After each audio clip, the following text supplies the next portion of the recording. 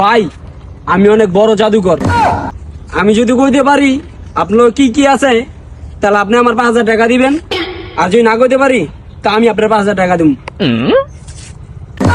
আরে বেটা রাগ, মানুষের পকেটে কি থাকে এটা তো সবাই জানে। ফোন থাকে, টাকা থাকে।